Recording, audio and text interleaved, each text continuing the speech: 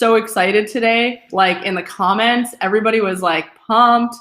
Like, how did you get An0maly on your live stream? And I'm like, dude, I'm a big deal. I like your tweets, so that's all it takes. I'm an easy sell or a hard sell, I guess. If your tweets suck, then it's like, yeah, I feel like really honored, and I'm gonna wait until some people stream in, give people a chance to join us live. And see. I'm gonna win. So first of all, like automatically like flagged with the little pop-up. The AP has certified Joe Biden as president-elect. That's blah, so blah, blah. funny on YouTube. Already, I think it's automatic.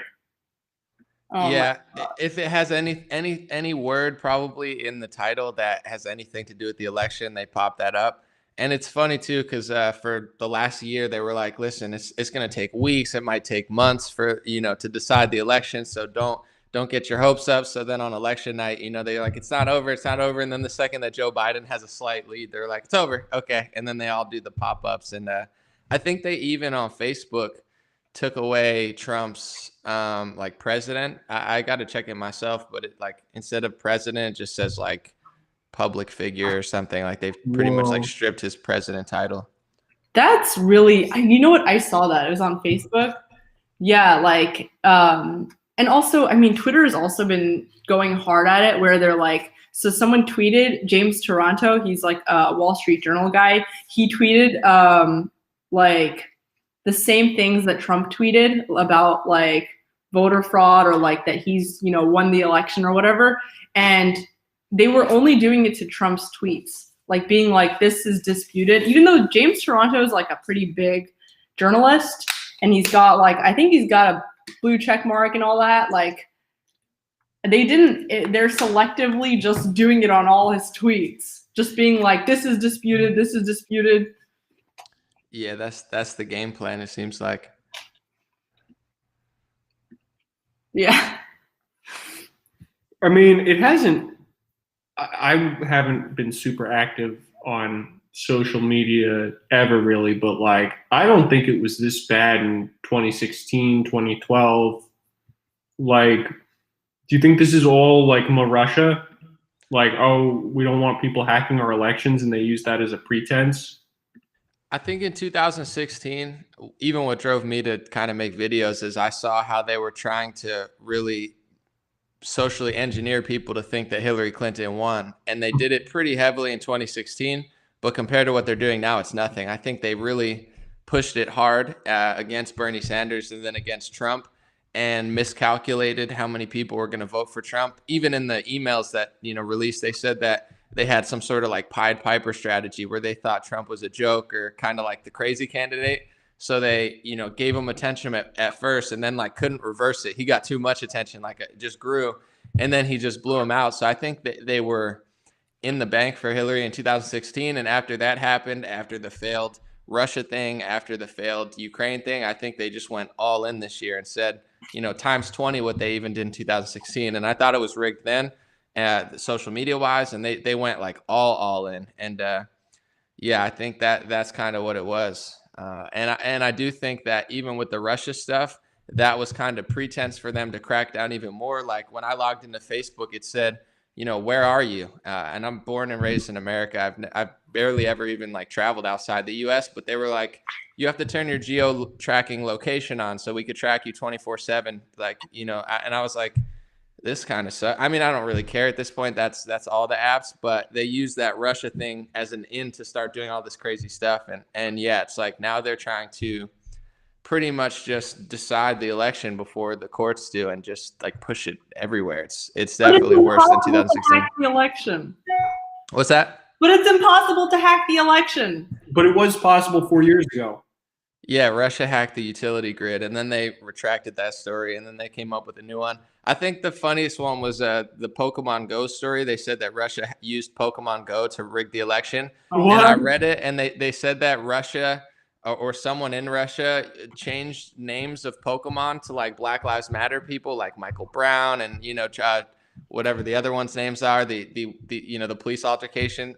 And that was like, you know, monumental in rigging the election because Russia used Pokemon Go to change names of Pokemon to people who were killed by police. Like that's like literally a CNN story. And I'm looking at this, I'm like, you realize how little that affects the election? Like how many people saw these Pokemon? Like 100 people or something. And even if you see it, like you're like, man, Michael Brown Pikachu, man, I got to vote for Trump now. Like I got to watch Bill O'Reilly and vote for Trump. That's like the logic they were using. It's nuts. I thought the funniest was when they were saying Iran was hacking the election for Trump. I think this is a Politico story, yeah. Oh and I'm thinking like, okay, the guy who canceled the Iran deal, that's who they want to favor in the election, and you know they want to they want to go against the guy who gave them the Iran deal. I just don't get the logic. I'm not sure with the Iran one, but I know there was a story a month ago, and I think they were saying, I'm not sure if I read it wrong, but I think they were saying that they were trying to do something against Trump and even maybe Russia, but that story disappeared really fast. Like anyone that's not useful for them just kind of disappears. Right. So I'm going to interrupt real quick. Everybody already knows who An0maly is. We've got like so many, I mean, we've got like a bunch of excited people in the chat room over here. Everybody's like, everybody loves An0maly, but just in case you don't know, because you live under a rock, An0maly is he's like everything. He's a rapper, he's an artist, he just like doing everything and like political commentating, and you'll see him on like, you know, every social media account, very authentic, very like on the nose about every issue and real and not like BSing, not, you know, a political hack for any one side. Like you say it like it is. How did you get into this industry? Like, how did you get into making music, first of all? I watched some of your videos and they were really I mean, they're really catchy. And then also, how did you get into politics or talking about politics? I mean, it's not even your main thing, but it's kind of something that it's like, it's a big influence. Yeah, I guess with music, I always liked poetry and rhyming poems. I actually have over here, I just bought it again. It's Shel Silverstein, Where the Sidewalk Ends. When I was a kid, it was like, you know, children's poetry books. So I liked rhyming. Then I found out rap was like rhyming, just all out of rhyming. So I was into rap like very early on. So I started rapping. I put it on YouTube. I got like 1 million views in the first year in 2008. So I was kind of like, before YouTube was super big, I was kind of like a bigger online rapper or something. And then I think even then the industry never realized like how big the internet was going to be. Like I used to have meetings and they used to say to me like, you know, you're just an internet rapper. Now we got to bring you to here. And now the internet's kind of swallowed up. So I was ahead of that curve. And I think I made mistakes when I was younger. I was young at college and didn't understand business. And then I would say 2016, I was always doing my thing online. I moved out to Los Angeles and I never liked politics. I think I liked like Ron Paul, just like random people that I thought were outside the system. And Bernie kind of tricked me as like I'm not left or right. Like I'm not in either party, you know, I'm going to revolution. And I knew nothing about healthcare, nothing about taxes, but I'm like, man, he's outside the system. And he had these great buzzwords. And psychologically, I think it made me learn a lot. Like, it's not me, it's we. So like, we're all doing things and like half the people don't even know what we're doing. You know, he was really good with the buzzwords. But then I started, you know, I was good with the internet. I started seeing how Google was in the bag for Hillary Clinton and how they were all pushing this story, like Washington Post, New York Times, everything. It was almost like it's over and like we didn't even vote yet. And I'm like, how? Like they tied the first state, but Hillary already won. You know, I saw what they were doing, so I got kind of ticked off and started reporting on it, like citizen journalism. Like this isn't over. You know, like trying to rally like Bernie type people. And I noticed something funny even back then. I had a Bernie song that I made. It was like an ignorant, like Bernie trap banger. That's kind of like a parody funny too. It was actually like right-wing news that was covering Bernie more accurately. Like I didn't even know who Breitbart was, Andrew Breitbart, but I saw Breitbart news. I would share it because they actually gave Bernie a fair shake. And then it was like Fox News that was making fun of my song, but they were like, I'm singing it. I couldn't get any love from the left-wing sites, and I always thought that was odd. And then I guess, Trump came around, and once he started, once he won, and I started kind of seeing how the news was treating him and listening to him, I was like, wow, this guy might be the real deal. Because I was never too far left. Like, that's a Democratic Party superstar. Like, I used to listen to Alex Jones. Like, I didn't really understand politics or policies at all. And then once Trump was getting inaugurated, I was like, I think this guy's like the real deal. Like, I was worried they were going to take him out on Inauguration Day. And then I slowly just kind of like said that to the world, because at first it's like, man, people are not going to want to hear this because there's so much backlash. But yeah, it was really that. It was like the rigging of social media against Bernie and Trump that made me want to step up, because I realized I always knew the corporations were controlled. But then I realized now they're slowly like controlling the internet, and it's like they all say one thing at one time and they just blast it out and rig Google to the point where it was kind of creeping me out. I was like, man, everyone's just thinking this, but it's not true. But the reason I think it is because everybody on the level of like Google, Reddit, this, that, they're all just spewing it. So I was like, I gotta go against the grain, and that's what brought me into the news game, I guess. Whoa.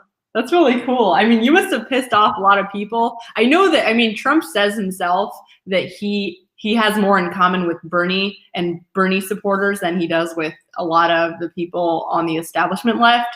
But I'm sure you still got a lot of people angry when you started talking about that shit. Like, yeah, the Trump stuff, you mean? Yeah, like in 2016, I'm sure you got a lot of like, I mean, I'm sure you made a lot of waves, like with your viewers and stuff. Yeah, I guess I kind of like flip-flop, but I didn't really notice too much backlash, but maybe I'm just kind of blind to it. I think a lot of Bernie people kind of moved over too, because a lot of people, that was their introduction to politics. And then as Trump started being more authentic and Bernie kind of declined after the election, I think that, a lot of people made the switch. But I noticed something, even when I like Bernie, I noticed some of the biggest opponents to what I was doing were like Bernie supporters themselves. And now that I understand policy and politics, they have kind of this like, downward spiraling ideology, I feel like, where I went into the Bernie office in 2016 and I was like, I'm pretty big online. I'm getting like millions of shares and whatever, like trying to help Bernie. It wasn't like bragging, but I was going to their actual people. Like, I want to let you know, like, I want to help. And they're like, oh, that doesn't help. We don't care. Like, just go canvas and knock on doors. And I'm like, of course, knocking on doors helps, but like they were so arrogant and there was so much like so many bad vibes. There were cool people too, but I noticed like the Bernie people were like, are you doing this? Are you making money? Are you like, I was like, I'm trying to get this guy to win. I'm losing this. I was poor. I had no job. I literally was like focused. I took a 6-month break, saved up money, and drained my whole savings, like trying to just get the word out about the election, because I was so ticked off about how they're trying to steal it. But it's almost like they never wanted you to rise. And then when I came around and just was like, I made the video like why I was a Bernie supporter. I actually voted for Jill Stein. Here's why I think Trump's not that bad. It got like 20 million views, and conservatives never had that energy. Like, they were just like happy that you saw eye to eye with them. But I think, I'm sure some people don't like it, but even after the Trump stuff, like I go to the Women's March and there's some like socialists and they're like, An0maly, I like your videos. So I'm like, I guess like some, shout out communists for An0maly, socialists for An0maly, grandmas for An0maly. We cross spectrums. If they don't hate me, I don't hate them. But I just think Karl Marx sucks. That's interesting. I think, you know what? We had Rucka Ali on our live stream a couple of days ago, and I feel like he had the same experience where he doesn't get a lot of backlash, even though he says some like he makes some of the most outrageous music I've listened to. It's like funny and really edgy. And I think part of it is because like people are like sharks. Like they know who to go after. And usually when you're being like your true authentic self, like they don't come after you. They kind of know that there's no point, or maybe they just connect with you on like a more human level. It doesn't matter to them what opinions you're saying or whatever. It's a good point. I know the Daily Beast hit me up one time. I forget his name, maybe Will Sommer. He emailed me and was Oh like, my gosh, he well, was like, "Hey, An0maly, like I'm doing a story on Trump rappers. You know, I want to do a story on you." And I went to his like Daily Beast thing, and everything was like Proud Boys, right wing, far right wing, and I said like respectfully, I was like, what Trump? I was like, Trump rappers. I was like, I'm not a Trump rapper. I'm a rapper who did a Trump song, but like, you know, what other Trump rappers are you writing about? And he's like, oh, actually, just you. And like, I emailed him respectfully. I was like, hey man, like, I clearly you don't like right wing people or anybody like, you know, he that's like, really doesn't. yeah. And I just kind of like laid it out to him. I was like, listen, man, I'd like appreciate if you just left me alone. Like, clearly you're not going to say anything nice, and I get where you're at, but like, I don't want to do the piece. And he actually did like not write a hit piece on me. So, you know, that was actually really nice of him. I blocked him on Twitter immediately after, but you know, in general, I appreciate him doing that. This year, it's weird. A lot of the backlash, and I don't read my comments on Facebook, so I'm sure I get like death threats and people pissed off on the left. But like what I see in my personal sphere, it seems like, yeah, the left wingers just stay away from me for the most part. And I think I take off right wingers. Like a lot of the QAnon people were mad at me this year because like I was immediately like, you know, I don't think these lockdowns are going to end up good. And they like thought, you know, like this is a secret plan possibly that Trump was going to like close down the borders to arrest people. And I was like, I don't think so. And like they were bugging out on me, like, who pays you? Mossad, you're a Mossad agent, or like they say stuff like that. And then I even see someone in the comment, you know, I hope she knows he's been spewing anti-Semitic rhetoric. Like a lot of people, anytime that I say like, you know, there's certain Republicans that I think they're like really weak on the First Amendment. And I think they underestimate like how to actually get rid of hate. I don't think you can like legislate hate speech or penalize people on social media. I know it just makes people more upset. And it's once you kind of give up free speech for someone else or take that angle on someone you don't like, it always ends up kind of backfiring and then going against you. I saw it happen to Ted Cruz. He's like a staunch Israel supporter. He's really, you know, good to Jewish people, I think. And then he got called an anti-Semite for calling out like Mike Bloomberg. So, you know, I say stuff like that. And the backlash I see immediately is like usually from, I get called an anti-Semite. Yeah. And I think anybody does at a certain point. It's one of those words like racist that's heavily used. I know someone that's pretty wealthy and, you know, hobnobs with a bunch of like millionaires, billionaires. And she said, An0maly, this, you know, Jewish billionaire who gives like millions of dollars to Israel, he came to me and said, like, I love An0maly's videos because I guess he was in a meeting with some other wealthy Jewish guy and he called him an anti-Semite and he freaked out. He was like, how am I an anti-Semite? I give money to Israel. And that, I think that pissed him off. And then he was like, you know, rage. She's like, let me go watch some An0maly videos and get radicalized or something. But yeah, I think for some reason, I don't know why, and I pray to God, thank you, the left wing leaves me alone for now because I don't, to me, they're just like demons and harpies. Like, I don't mind people getting mad at me on the right wing about silly stuff, but these like left wing journalists, like they're wicked. So the second they start coming after me, I'm going to have to go Super Saiyan because I can't deal with their bad vibes. They're some nasty people. That's the thing. Like the right, when they get mad at you, they'll start a flame war in your comments and they'll post really aggressive memes. And that's about the extent of it, right? I mean, maybe they'll say mean stuff. Maybe they'll even make a death threat, but that's they'll like, say your face looks weird. Yeah, it's all like, you know that they're not actually going to act on it. They're not going to put a bomb in your lunchbox. They're not going to try to ruin your whole career and get you fired and try to get like you banned out of your city and like literally doxing you to all your employers and stuff. Like, I don't know. Yeah. And then getting all your bank accounts canceled. And I think that's why, like you were saying, it's like, if you're an artist and you're a left winger, like those two things are just seen. That's like redundant to say you're a leftist artist. But when you're, you know, right wing and you talk about politics a little bit, and you're an artist, you're inherently a right wing artist, as if that's like that guy told you, you know, a Trump rapper or whatever. Yeah, it's like Mac Miller made a song about Trump. He's not a Trump rapper, you know. I think a bunch like that was his whole song a few years ago. That's a good point. And I really think they're not as popular as they claim to be. Like when The Rock supported Kamala and Biden, his comments, he was getting torched. Like LeBron gets torched, Kevin Hart gets torched. I've yet to ever get ratioed on any of my posts. It's like 99 to 1, you know, like very, very few dislikes. So it's like, I don't really think they're as popular as they, I think it's a lot of PR teams, a lot of like It's a hiding bubble. behind press. So yeah, I don't see the backlash. Like I mean, a few people get mad here or there, but I think they get a lot more backlash. They're just good at like hiding it and turning off comments and such. Yeah, they're like really out of touch. I can go on and on about DC people, by the way. I feel like they're similar to LA people. I think Bill Crystal, like, I know he gets a lot of hate because he's one of these, like, he literally is like neocon, King Neocon.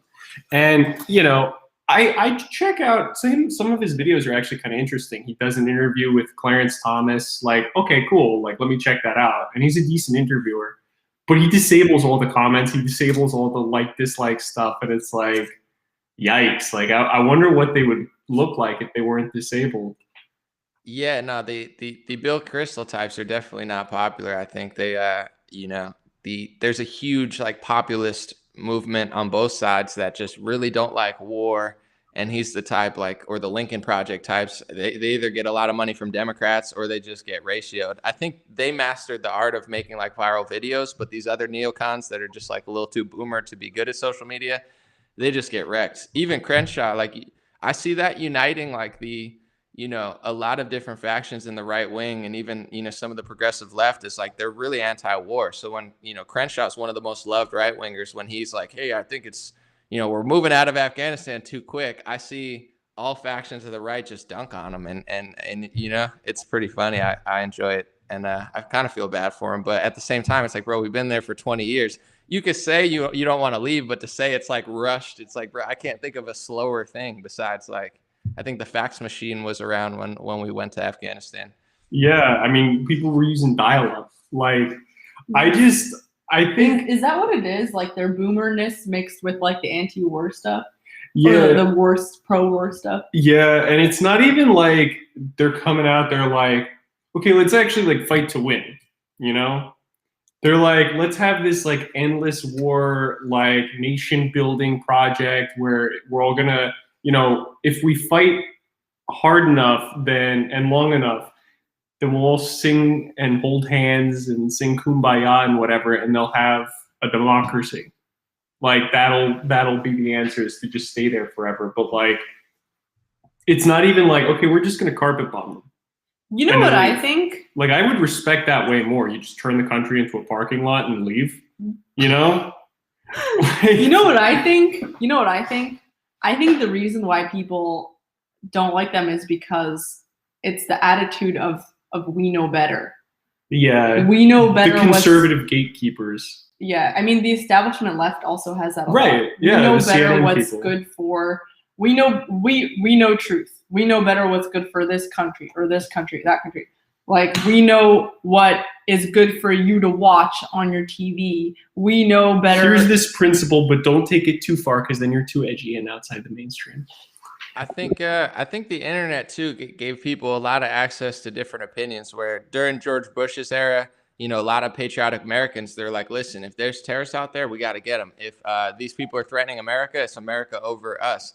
But now with the internet and with like the failed policies of Obama and Hillary, people really see what they were doing. And for instance, like, you know, you're saying like, we just had a hit on the enemy and it's over. That's impressive. Where like before Trump, ISIS was like thriving because they weren't fighting ISIS. They were funding them or, you know, proxy warriors for them. And they were driving U.S. cars and fighting with U.S. weapons because it was like a 3-way, 4-way war. And it just didn't work. Trump was the one who cut billions of dollars of funding to rebel groups. And rebel groups is the same, you know, terminology as like mostly peaceful protesters. You know, they just give them a friendly name when they're literally just terrorists. So I think that's what kind of changed it too, is like, in the 2000s, you could convince 100% of the conservatives to go to war because they want to fight the enemy. But once you realize that, you know, sometimes the enemy's in your own party or in your own country as well, and they're actually funding and supporting the enemy, people are like, wait, this isn't right.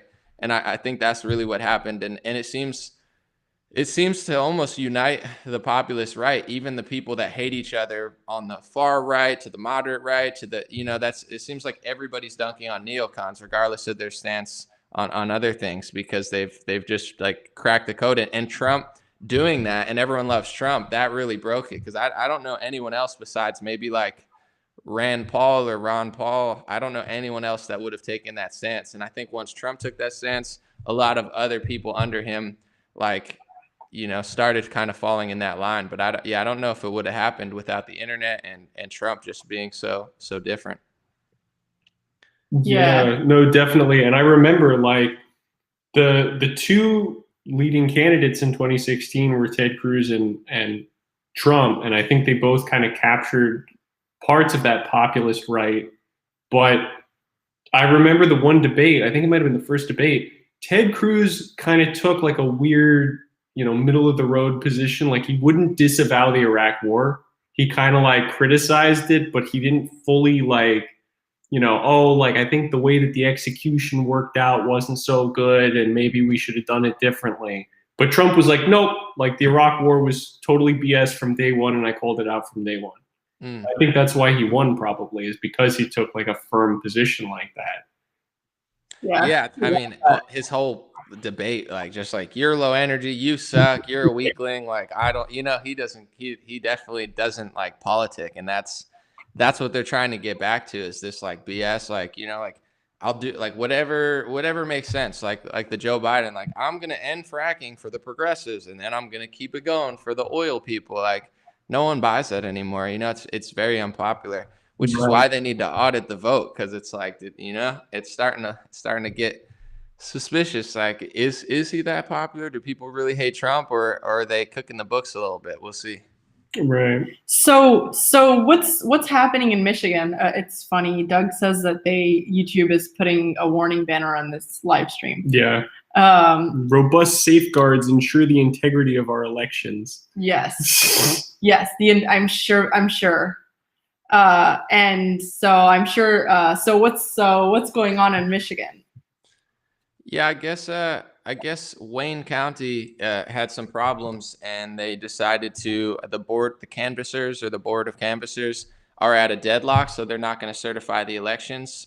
From what I read, it seemed like they had a problem with voters versus registered voters. And, you know, I think if you compare the numbers in like Detroit, Milwaukee, Atlanta, the left-wing cities in the swing states, it seems like they had like astronomical numbers that just didn't add up. So, you know, that's why people are asking for them to audit the vote, you know, not just the ballots, but they found new ballots. Every time they find a glitch or a ballot, it goes in Trump's favor. Surprise, surprise. And I guess the Michigan Board of Canvassers actually did the right thing, where they're like, listen, we got to not certify this until we figure out what's going on. And I think the leftists are frightened that the more we look into this, the more we'll figure out what went wrong. Because if there's more registered voters, or, you know, whatever it is, they need a full audit, because I don't believe for a second that this is a coincidence in these left-wing cities. So I think, yeah, the Board of Canvassers stepped up, and Trump's happy, and all the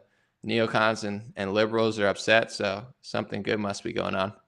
Yeah, I mean, well, if you think that if going back to the whole mentality of like anybody on the right is like a neo-Nazi or something, if that's what you think, like, wouldn't you try to stop it if you were like a poll worker?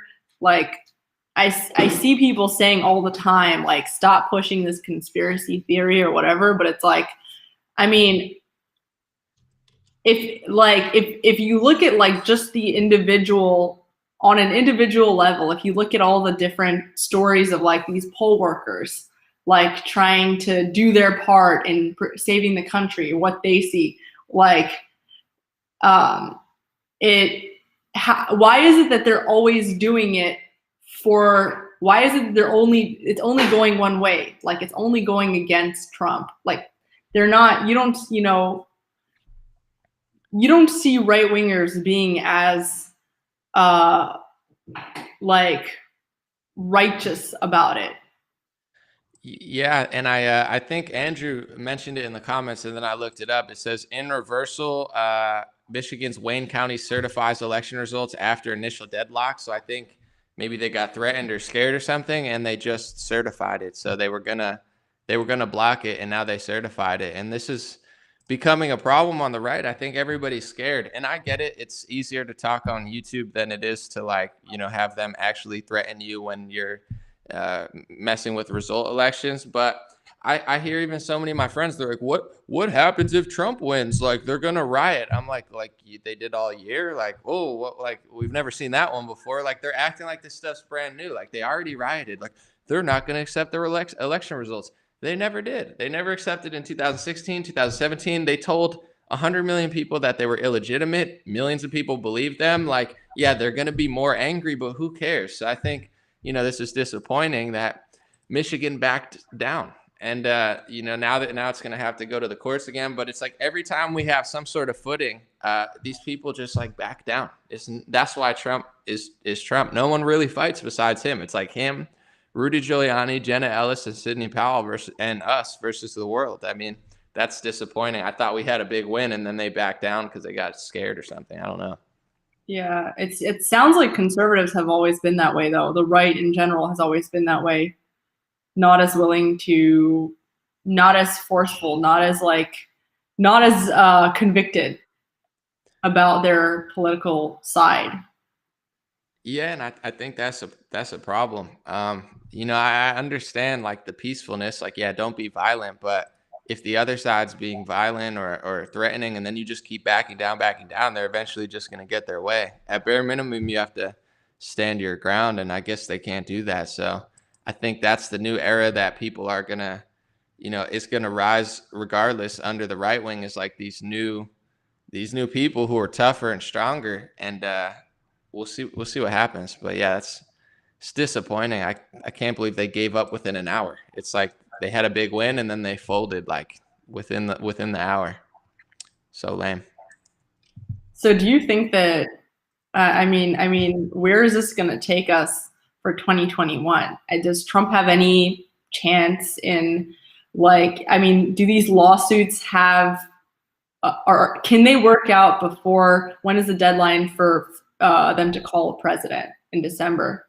Yeah, I think it's in December, and I don't know. It's going to be a shit show either way. I mean, he seems to think he has a path. Rudy Giuliani, Sidney Powell, but they're running out of time, and I think they need to show people very soon. And you know, I hope that he wins, but even if he wins, like half the country is locked down, and nobody seems to have a plan for it. You know, Trump is on Twitter like talking about the vaccine, and he's not even doing that much to fight the lockdowns. I get he's busy. I understand he's got like bigger fish to fry, but you know, I think everybody on the right, not everybody, but a lot of people, and especially like there's movements that are saying trust the plan, we got this, and I'm not knocking it. There's real things going on. You know, people are doing real research, but at the end of the day, everyone wants to think that Trump's gonna like do everything for them, and I think the unfortunate reality is whether Trump miraculously pulls this off, which I think and hope he can do, and or if he doesn't, like people are going to have to step up in local communities. Like there has to be a shift in this country because,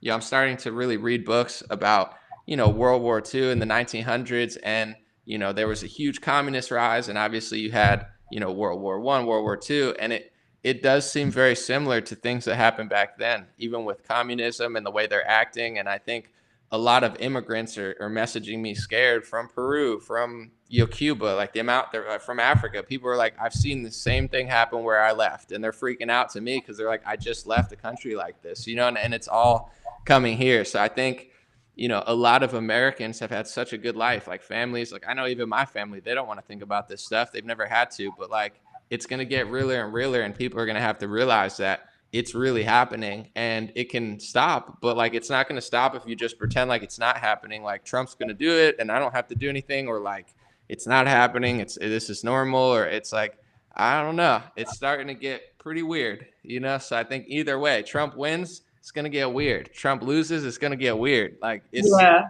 You know, it's weird. Is it Wednesday? I was going to say it's Weird Wednesday just because it sounds better, but I guess it's Weird Tuesday. So we, you know, I think it's time to start having some plans. Yeah. I mean, like you said, people don't like to think about stuff like that when we're so comfortable. Like they're more likely to act when they're uncomfortable. But right, like even now, we're still like so much better than a lot of other countries that have that have been here like way back. Totally. Um, It's a good place, and it's still very prosperous. And I think, you know, we always have a leg up, but if the people who've ran, you know, San Francisco and Los Angeles into the ground can successfully implement those same ideas and policies everywhere else, they're slowly going to wear it down. And I know even like Utah and Idaho and Texas and Florida, like the places people go to, or Georgia, like they're slowly turning blue. I don't know how organic it is, and that like mindset is taking over. Although there's been big gains on the right, it's like it's all boiling up to something big. And you know, I think everybody wants to think it's something really good or it's something really bad. You know, there's doomers and then there's optimists smoking the hopium. But you know, I don't know. yeah. I'm not a downer, but I'm like I see the way things are going, and I don't know. I think like something's inevitable. Where like some of the people are like, don't let Trump win because I don't want them to rise. Like I'm like, things are gonna go down, but you know, hopefully they're great things. Hopefully we can switch it up. But I think even the brainwashing of like the masks is gonna like screw up the country for like a decade. I was walking on the side of a highway, and this couple doesn't have masks on. They walk out into the highway. Like I thought they were crossing the road, but they walked on the highway and then got back on the thing. Like they went on the highway, like essentially really risked their lives just to like not walk within 6 feet of me. And I would have like gone on the grass or something, but I'm like, I don't know. I don't think Trump has an answer for this. I know moms that like Trump that are like totally brainwashed by this stuff. They don't want to have Thanksgiving. They don't want to have Christmas. So it's like we got 99 problems now. And I think you know, this election is like just kind of taking everyone's attention there, which is, I understand why it's massive and it matters, but it's like at a certain point, whether Trump wins or loses, people are going to have to address these problems. And I don't know, you know, whether enough people care or notice. I'm not sure. I don't know. I feel like I'm in like a really stupid movie. Like I'm like talking to these businesses and looking at, and I'm like, what's going on here? Like, I don't know what's happening, but you know, one way or another, it's definitely getting odd. It's like, I mean, if I were like a foreign country, like I don't want to point fingers, but if I were a foreign country and I wanted to make the United States as weak as possible so that I can, you know, do whatever shit I want to do next, try to control whatever their government, or like, I don't know, plan an attack from the inside or whatever, I would first do this. Do something that causes them to have lockdowns. Everybody's depressed. Nobody's working out. All the businesses are shut down. It's just limited to Walmart, and I don't know, like the hospitals are like not running. People are not getting their treatments. I have a friend who's like, you know,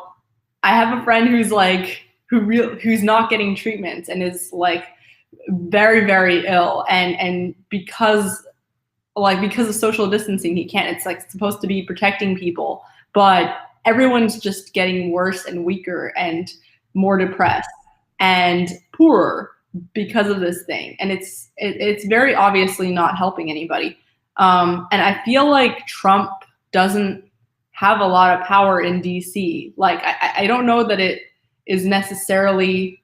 I think part of his going along with it is because he has to. I mean, I don't know. I don't want to make excuses for him, but I don't think he has a lot of power. I think that, and I saw this when I lived in DC not long ago. Like the heads of all these different agencies, these government agencies, and all these like big officials, like no one actually takes his executive orders seriously, and it's because it's DC. I mean, it's the culture there. Everybody hates. You have to hate Trump if you want to be part. It's like China. If you want to be even acknowledged by the ruling class, you have to go along with whatever they say that you should like, and that's not Trump. And so, like, even these heads of industries that under any other administration would get in trouble for ignoring an executive order, these people don't care. So I think part of that is just like he doesn't have a lid on the thing. I think you nailed it. And that's what is disappointing to me with like the Trump movement, where I'm not someone that tries to like upstage Trump. Like, it's Trump's world, you know, we're all just living in it. Like, he dominates the right wing, rightfully so.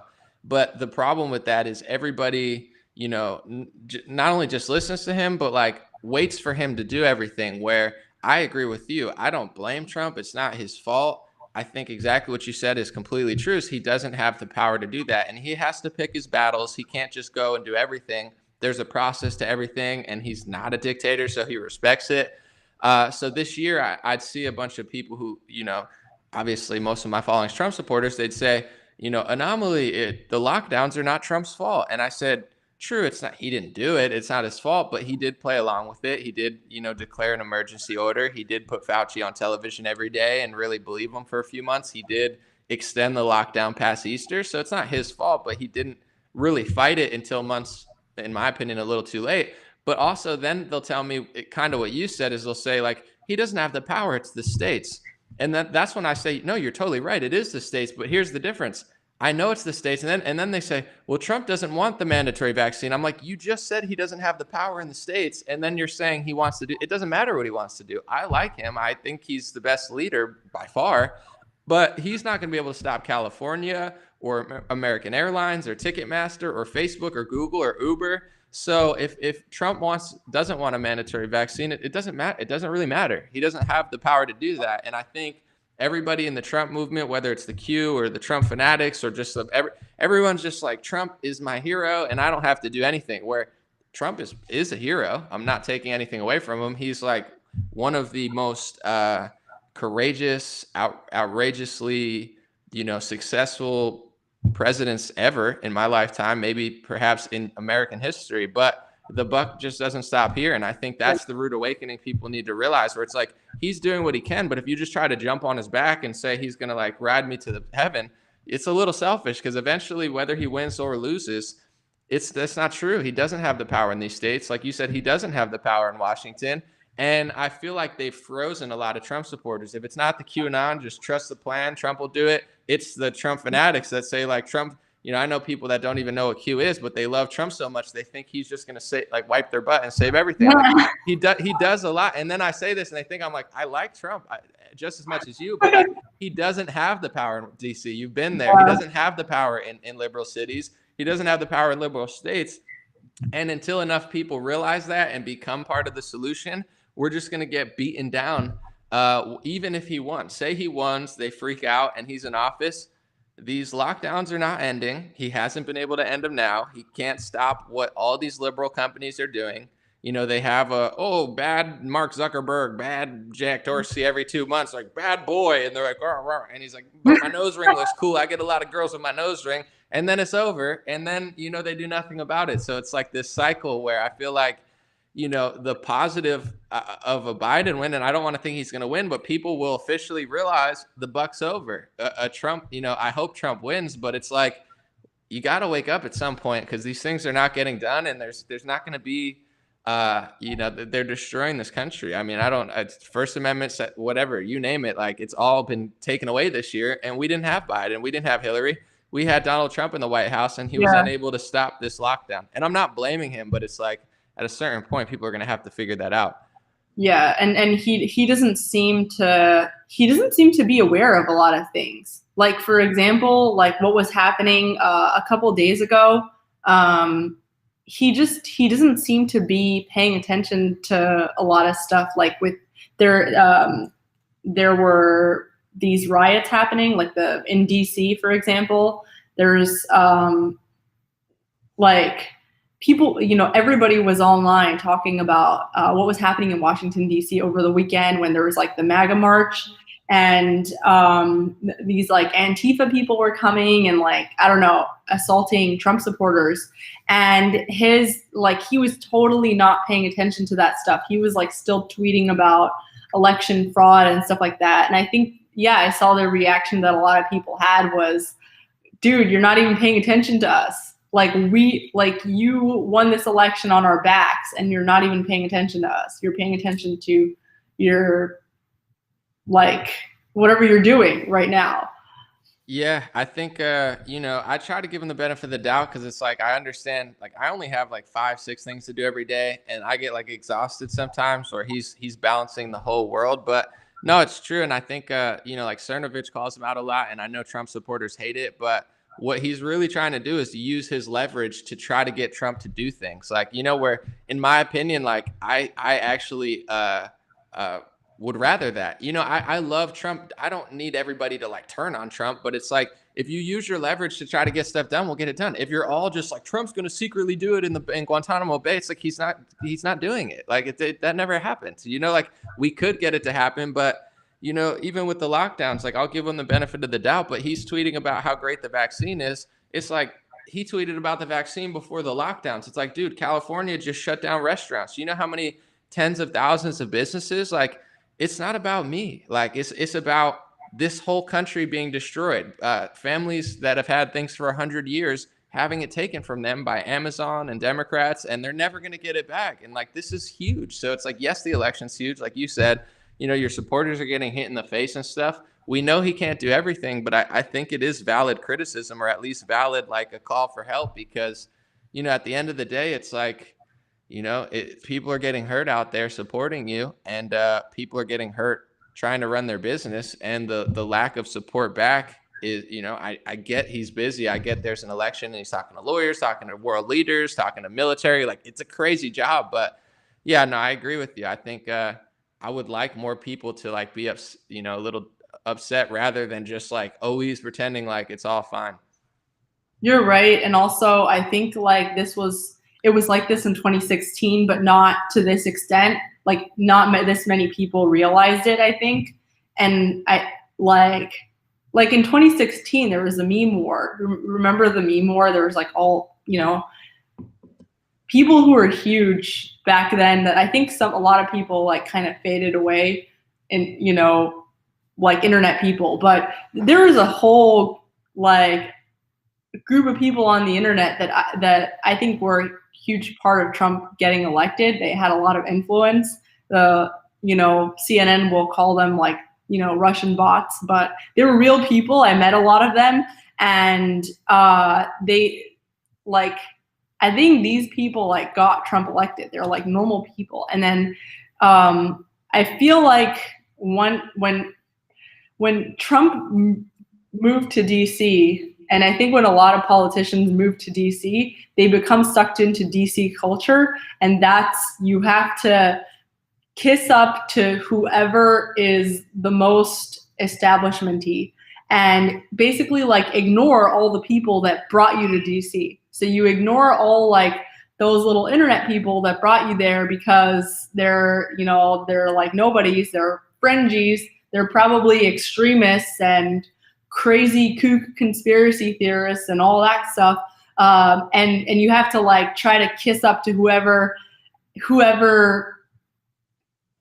runs DC, and those people don't have power anywhere else other than DC, but like it's so tempting. And I feel like that's just, I could have said this in like a smaller number of words, but I feel like that's also a little bit with what happens to Trump when he's not held, you know, when people don't criticize him, is like people just let their politicians, not just Trump, people let their politicians do that, is get sucked into that culture. And I really don't like that culture. That's why I left. I think you nailed it. And I'll say this, like, you know, I started getting some buzz in the Trump world. My you know, network probably had some impact on 2018 and 2020, but I didn't help Trump at all in 2016. He won no thanks to me. I did nothing for him. I didn't vote for him. The people who did do stuff for him were Alex Jones, you know, the Milo Yiannopoulos, and the even like the Fuentes type crowd, although he didn't have a big following. Like those type of people, the meme war, the Keck stuff, like that wasn't me. I didn't even vote for him. But like whatever you want to say about those people, like he was on Alex's show and said, Alex, you do a good job, because Alex had one of the biggest YouTube channels at the time. So Trump allowed all of the people who helped him, not me, the people who actually helped him get elected, get wiped out. So, you know, I think this is why, and I keep bringing up Cernovich because he's someone with a big following who I see constantly like railing against Trump, and Trump supporters that I follow and my friends, a lot of them hate Cerno. I happen to like him as a person and in general, but like they hate the fact that he's always turning against Trump. But I'm thinking to myself, like, you're not even reading what he said, you know? And in my opinion, the people who helped Trump the most in 2016 got wiped off the internet and no one cared. The GOP didn't care. Trump didn't care. Trump didn't care until his Twitter started getting censored. The GOP didn't care until their website started getting censored. And guess when that was? In 2020, it's too late. Now they've stole the election from you and they've, you know, wiped the country out. And same with the Flynn. Kick you off the off their platform to protect their own reputation.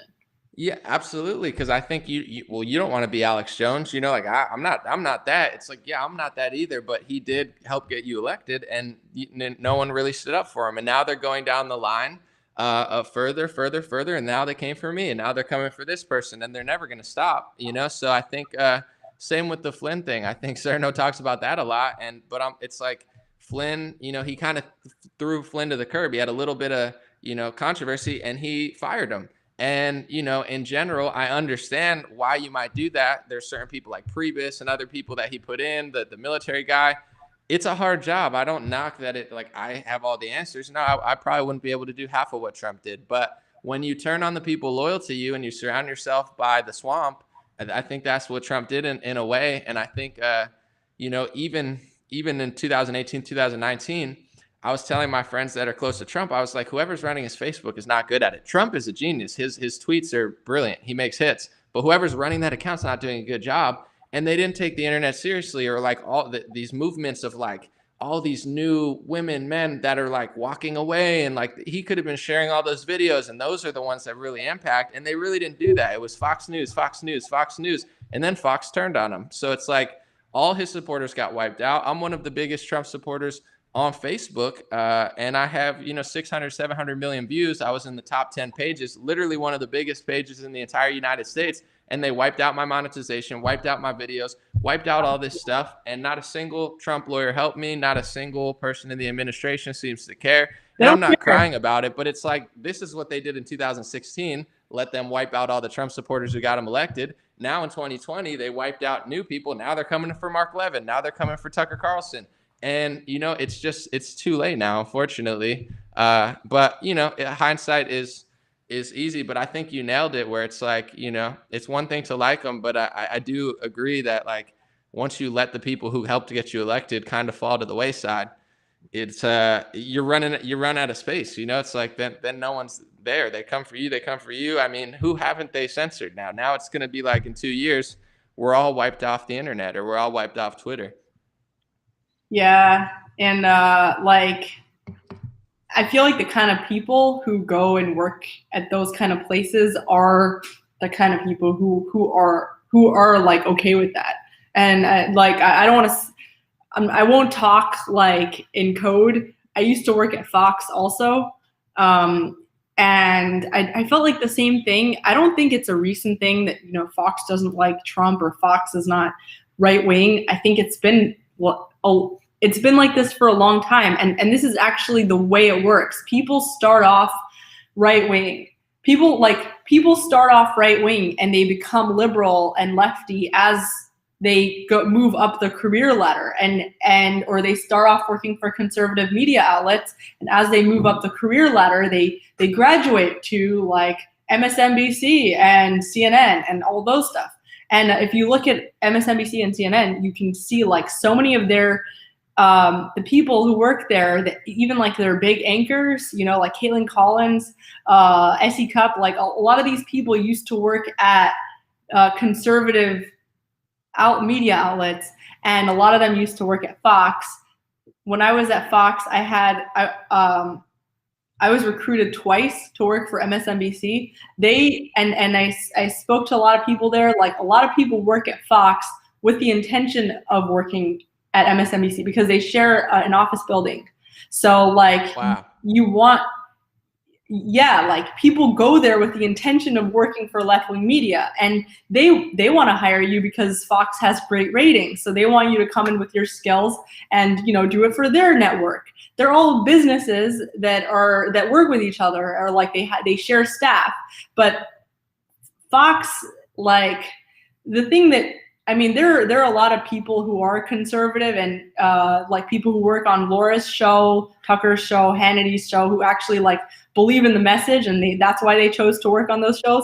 But then the majority of people, in my opinion, are just working there because it's cool, because they want to be a producer, a TV producer, and that was their way in, because like it's much harder to work at a left-wing media outlet, you know, when so many people are applying, and then to work at Fox. So like I felt like the culture was a little bit not honest.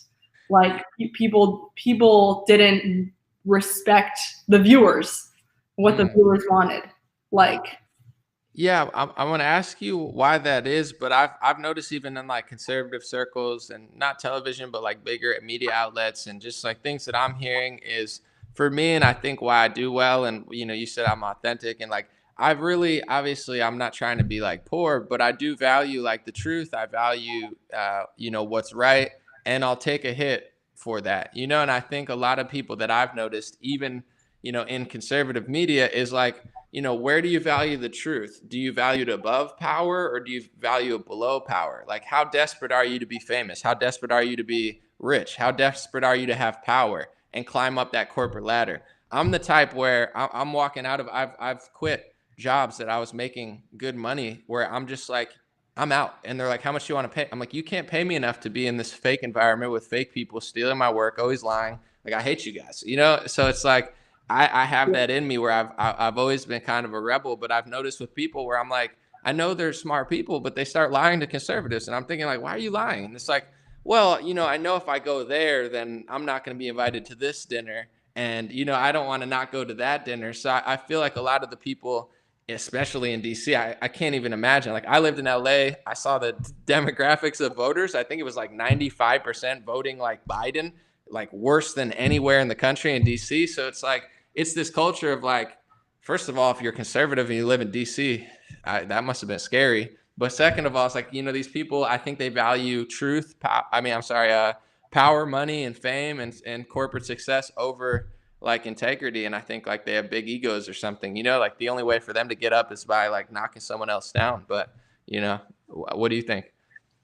yeah, like if you're willing, like, and I like that. I think that's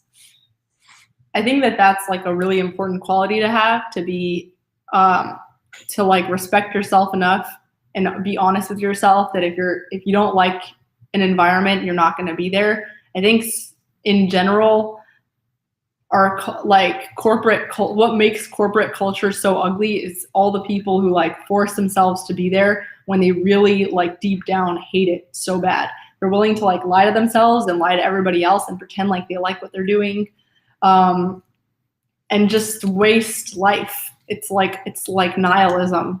They just hate life. I know I was talking, I won't say where, but I was talking to somebody, and like, you know, that was working at, you know, something political, and they were like, I'm the gatekeeper here. You have to go through me. Like they said it where I'm like they said the quiet part out loud, where I'm like, and they're talking it like, it was almost like they were mad at the office because everyone recognized me. And like, I didn't even say anything. I'm a nice, respectful person, but like, it was almost like they had to flex on me. Like, I'm the leader here, where I'm like, this is the type of people you get in corporate at certain spots. Like, I'm trying to win. So if I see someone that's great, I want to elevate them. And then they say, what do you want in return? Well, nothing really. I just thought you were good, and you don't threaten me, I don't threaten you. Like, I'm actually trying to do what everyone's pretending like they try to do, but everyone else is like pretending. Like, do you believe in these things? Like, that's why I go so hard at some right wingers, and people think it's anti-Semitic or racist. Like, I'm trying to just push the boundary. Like, I see you make edgy jokes a lot, and I think it's really funny. And that's how I am as a person. Like, I have Jewish friends that say messed up stuff all the time, but like, it doesn't like process to us to be like offended. Like, that's just not how any of my friends are of any ethnicity. But I try to push people because I'm like, guys, it's 2020. We're getting locked down. Like, this is not the time to be petty about, you know, your feelings about anything. Like, we've already gone so far past First Amendment. Like, we have to go the other way. So like, anything that you're mad that I'm saying, like, I'm sorry, but you're in the wrong, because it's not like 2014 and I'm just this asshole and everybody's on the internet. Like, everyone's losing everything. They're losing bank cards, PayPals, you know, like Laura Loomer can't even log into like 20 different websites. And then like, this person can't do that. Like, and you're still complaining about like words and opinions that hurt your feelings, like, and you call yourself conservative, like, you've got to be kidding me. It's like you're so weak on the First Amendment. It's insane to me, because it's like, do you not get what's going on? Like, I'm the big threat with my stupid joke or something. Like, I get so annoyed at those people. Like, yeah, but that's why I like you and your Twitter, because I see that you like kind of reject that, and people are like, whoa, and I like whenever someone else says whoa, I'm like, that's hilarious. Like, I love a good like button pusher. Thanks. Yeah. Thank you so much. You should have followed me last year, or it was like 2 years ago or something. I was like I think I used to be edgier, but I think I was beaten down a lot in DC. Hopefully, like, that will go away a little bit. But I was when I first kind of got into the political thing, I didn't really understand third rails. I actually didn't know what third rail meant. And so I was tweeting all these funny things that I thought was hilarious, and I still think is hilarious, and was being called like a transphobe, racist, anti-Semite, homophobe, like all these like things that are so bad. And like after a while, it like starts to be down on you when you're in an environment where everybody kind of thinks that way.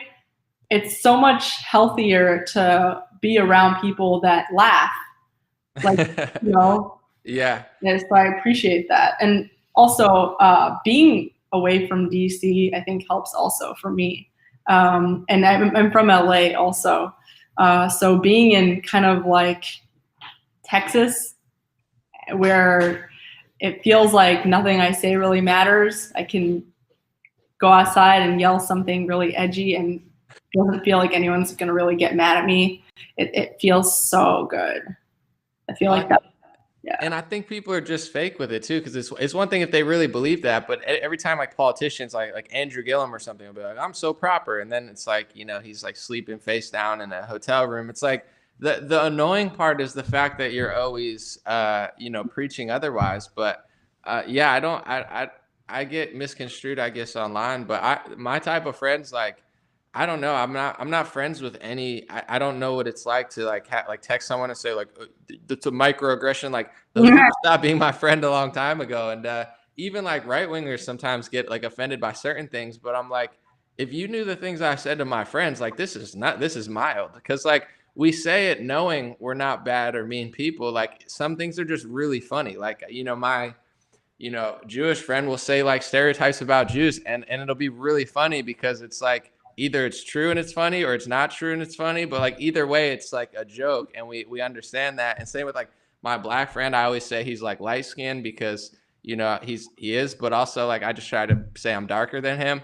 But if I said that online, they'd be like, oh my God, you're trying to erase the 300-year history. It's like, just shut up. You know, like I don't understand. Like I'm not like understanding this culture or like willing to cave to it. You know, if I say something like really messed up that I like really I'm sorry for it, then I'll apologize. But as far as like a joke or like an opinion that's true, I mean, I could care less like that. I just don't find it like viable. And I think that's the type of stuff, like, you're worried about that. You're not talking about lockdowns. You're worried about that. Like, it's just a word. I don't, yeah, I think that all needs to change. Like, and it's seeping into the right wing too. Maybe it's the DC culture or something, but it's like the left is far gone. And now the right is like, you can be edgy about Muslims, but like, don't go there. You know, you could say this, but don't go there. It's like, who cares what you say? I don't know. It's yeah. too much. Also, like, they're being a hypocrite because they're being all about like, you know, say what you want, free speech, be edgy, be yourself. And they're not like that. Like they're just using, you know, the left's playbook, I think. Yeah, and I think that got exposed last year a little bit, and you know, like, just too much identity politics or too much like over pandering, you know. And I don't know that it works that well. I know like Hispanics voted for Trump more. You don't see that much Hispanic outreach as far as like pandering, but there's like so much black pandering where I get it. Like, you want to have a pitch to the black community, but to me, like, I see my feed, I have black people, mothers, people in Africa, you know, that like, I'm not talking to them like they're like a baby, you know, like I just talk like I would talk if I was hanging out with them, not like we did this for you, you know. And it's like it sounds fun sometimes. You're like, okay, like yeah, okay, Trump's not a racist. Okay, we get it. Also, But like there's so many different types of black people. There's like all kind and like it's literally just connecting a million people by their skin color. Yeah. I mean, it's just like that authenticity for some people is not there. But then I don't care. They really ticked me off last year trying to like start calling everybody like racist and homophobe. Like I think the one kid went to the event and was like, you know, how does anal sex help us win the culture war? And they freaked out. But I was like, low key, that's hilarious. But it's also like a valid question. Like if someone asked me a question, you know, I don't know. I wouldn't just like rail at them for a question. You know, that's just bizarre to me. Like even if it hurts your feelings, just answer the question. But sometimes I think, you know, they like to like not answer things and yell at people. But they lost me on that. I was like, man, like, cause like if someone says that to me, I just, even like if my gay friends are around, like, you know, they might laugh at that. They might be like, actually, that's kind of funny. Like, it's not like, oh, F you, like the anger and it's just like weird vibes. I was like, this China culture. What's that? It's China culture. You can't like say anything that the ruling class doesn't approve of. Because you have to be gassed, like if you say anything that's a little bit too edgy. And that's what it really is. Like even on the right, like the political correctness, I think George Carlin said is fascism with manners. Like really what it is just stopping you from solving things. Like if you have a neighborhood and someone's doing this or that and you're like, hey, like stop stealing things. And they're like, well, that's a microaggression. It's like, no, like get to the point. Like what's the truth? What's the raw truth? This like babying and nannying thing. It's not good. That's why I reject it. It's not like I feel bad about it. Like I don't feel bad at all. Like if I make a joke about like Netanyahu or something, like I don't, you know, it's not anti-Semitic. It's either really funny or it's true or it's a perspective. It's like you know, you getting upset. You're not even getting upset at like the content of what I said. It's just like I think I said something about him. Like Trump gave him a key. You know, he handed him a big key, and I like my comedy thing's going off because I'm like, all right, there's a joke to be had there with a huge key, and I'm like, he doesn't need a key, I already has one. And then people are like, oh my god, that's me. I'm like, that's pretty funny. What do you like? You know, I don't know. Like if I say something about Pete Buttigieg, his name has like butt in it. You know, like that he's gay. His name has butt in it. Yeah, there's so many like I don't even say what I want to say about that because you know it's gonna get backlash. But I'm like, that's just ripe for a joke. I mean, God did this. You know, his name is Butt, and he's taking it in the butt. Like, yeah, like Buttigieg or Buttigieg. It's like this is God's way of just like lobbing you a joke, and I'm just trying to spike it. You know, I can't help it. Yeah. Well, someone said the hippie dude sounds high. I'm not high. Why do I just look high? I don't think I sound high. Maybe I sound high. I don't know. People used to tell me I sound high. I don't know. I talk faster now than I used to. So anybody that's a little like weird probably or just not like straight laced, like they're like, are you high? Like I make a joke like if you're not high, you can't have fun or you can't make a joke. I don't think or maybe we just look high. I don't know. Yeah. Well, I miss being high. That's what I'll say about that. It's like I feel like that's the one thing I miss a lot about DC. But so I have a question. Someone in the comments asked, like, are you in California? Like, are you in LA? And do you feel like, I mean, this is my question. Do you feel like people should move out of LA? I talk to my family members all the time, and they're in LA, and I talk to people in DC and New York City. Should people move out of the big cities, or does it not matter because everything's going to shits?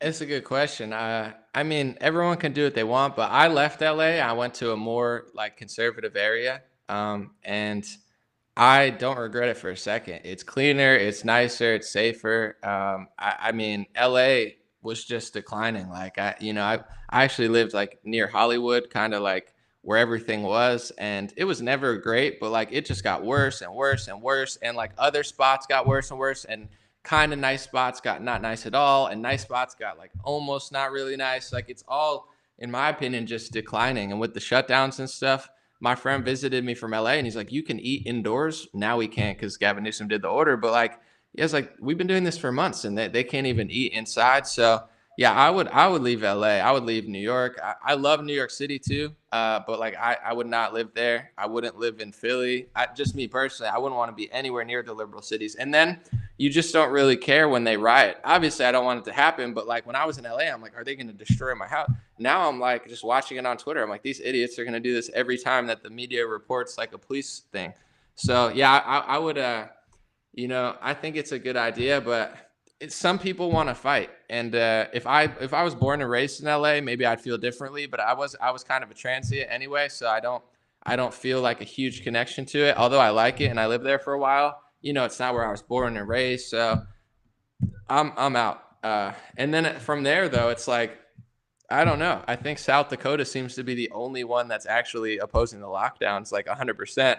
That's why I'm looking for property out there. Like I'm tired of the masks. The winters suck there, but yeah, that seems to be the most free state. Nice. Yeah, they like already got and they have a hot governor, so. Yeah, I mean, is she single or is she married? She's married. I think she's Okay. yeah, I think That she's was disrespectful. I apologize for that question. no, she's like really hot and she posts pictures sometimes and I'm just like, whoa, how are you a governor? That's really cool. Yeah, she's really hot, and she's the only one who rejected the lockdowns. I'm like, this is crazy. Like, not even Utah could do it, even Texas. Like, I'm like, wow, I didn't expect that. A woman who Yeah. doesn't look bad and doesn't look like Amy Klobuchar and rejects the lockdowns. She doesn't look like the mushroom guy from Mario. Yeah. What are they gonna do? Arrest her? I don't know. She's got guns. She doesn't play. Yeah. And I'll plug in my real estate stuff in. I'm about to get my real estate license. Like I passed all my tests and everything. And so I'm just waiting to hear back from my brokerage. But anybody want to move to the Dallas Fort Worth area, hit me up because I can get you, you know, I can help you with a house. But if you move to South Dakota, hit up An0maly. Are they are things open there? Like, can you go in places without masks? And like, do they bother you? It depends. It's very mixed. So most like grocery stores and stuff like that, it's pretty much like, I mean, I'm in a suburb, so it's pretty much like a city. You know, like you have to wear a mask wherever you go, but it depends. Some places, like I walked into Harley Davidson. We went to Harley Davidson a couple of days ago, and nobody was wearing a mask, and we walked in with masks, and everyone was laughing at us. And it was just, it depends where you are. My brokerage firm, I walk in the brokerage and they were all laughing at me because I was wearing a mask. They're like, we don't wear masks here. Oh, that's good. Okay. Yeah. It's a mixed bag, but yeah, I don't know. Newsom just did like a state order sort of thing. So what I'm trying to do is I'm making a website. I actually bought the domain, and I'm going to make a pamphlet of like why lockdowns are bad. And then I'm going to pass them out everywhere and tell people to print them, because I want to tell businesses to just stop listening. I mean, you know, it's like they're just ruining businesses and morality too. I mean, like I just got a coffee somewhere and like the waitresses are bummed. Like it's such a bummer. So I don't want to give my domain out yet because I'm not sure if the purchase went through, but I'm going to have a full website, a pamphlet that everyone could pass out, and let's get them to the world. That's what we're going to do. We're going to end the lockdowns and just become pamphlet passers. Oh, I want to join that. I'm so down to join and help you with that and spread that around. Yeah. And okay, we've gone over an hour, and I want to let you go because I know you're busy, but can you come back, because everybody loves you so much and everyone's like so excited to have you. And everybody who's here, go over, check out An0maly's Twitter account. I'm going to include his Parlor. I'm going to include his Instagram and YouTube. I love your YouTube videos, by the way. And like this video, subscribe if you haven't already. And yeah, anybody have any questions in chat? I guess I'll read one. I see Ira Gershwin said, An0maly, did you buy the dips in February, March, April? I did. I never had stocks. I bought, but here's my problem. I went up. I doubled my money. I went down. I doubled my money. I went down. Now I'm back up to like almost double again. So I messed up a bunch of times, but yeah, I did try to buy the dips. I just picked the wrong stocks like an idiot. Or I like bought a cruise line. It went up, and then they announced that cruises were like I kept making mistakes, but I'm back up. I'm up a decent amount of money, so I'm a stock. I like Dave Portnoy. He does like the one bite pizza thing, and he also does like he pretends he's like a day trader, but you know, I like listening to him. He's got some stock insight. Although I'm not sure he's a professional, but you know, I think he's got some good takes. Is he right? Like right wing or? No. Does it work like when you listen to him? Oh, I mean, I made money this week. I bought DraftKings, and like I looked at it because he's like DraftKings, like he's like stocks only go up, they're all going up. But he made a good point about DraftKings. You know, it's down to like $40, and it was at like 60, 65. This is online gambling. This is only growing as more states do it. Even with the lockdowns, as sports continue, like this isn't really going to be challenged. So it went up like 10% this week, and I bought it because of him. So he's talking about that. Wow. And Shopify when I heard him. So I guess it depends when you listen to him and when you pick it. But I was listening to why he said it, and I was like, no, that actually makes sense, and it works. So shout out Dave Portnoy. You made me some money this week. Interesting. Oh yeah, Trump gave him a shout out too this week. Oh, nice. Yeah, he's a nice guy. I think he gets it. You know, he doesn't get too political, but he's very authentic. I think that's why his pizza show does well too. Like he's not a bullshitter. Like he'll be in front of a pizza place and just be like, yeah, your pizza's not that good. You know, like he has that like New York vibe. I don't know if he's from there, but you know, it's refreshing. I believe. Yeah. Cool. I'm gonna go and check out his stuff. And I'm excited for your website. Yeah, it should be done. I got a few things in the work, but thanks for having me. Thanks everyone who is here. I got to run in a minute. Thank you so much for joining. That was awesome. Thank you. No problem. Stay in touch. You too. Bye guys.